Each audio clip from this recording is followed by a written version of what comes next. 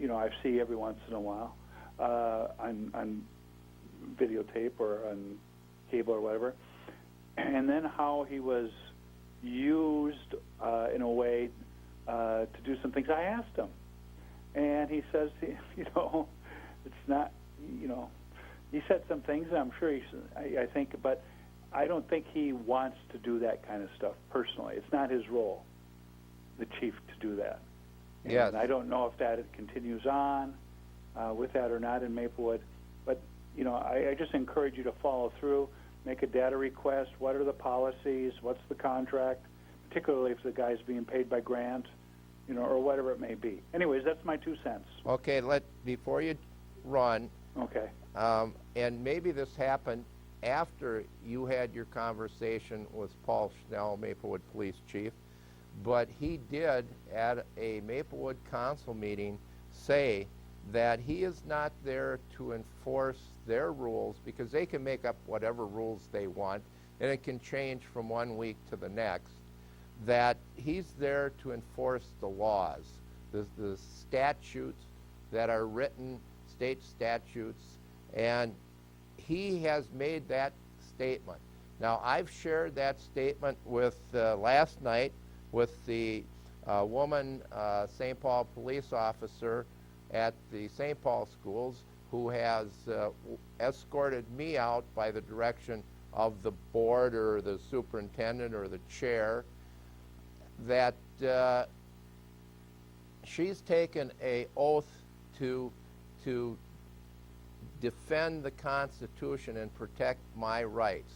And I had a conversation with her before that meeting that, about what went on in Washington County, what the police chief of Maplewood has said, and I asked her, I said, are you here to protect my rights, or are you here to have the school board be able to silence comments or opinions that they don't want to hear, like the example of Mr. Kinley when he mentioned transgender and the superintendent laughs and gets up and walks out.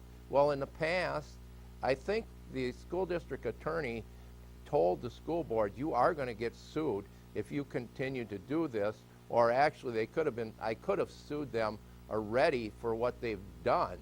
And so if they don't want to hear something, they don't have the right to listen to some people and not other people. Well, Bob, the bottom line for me is, the bottom line, and then I just want to finish up real quick.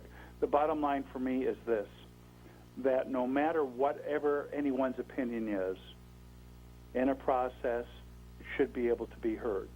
And also that, the little games going on at Grant, which I saw through, you showed it on, law enforcement should not be used in those kinds of situations either.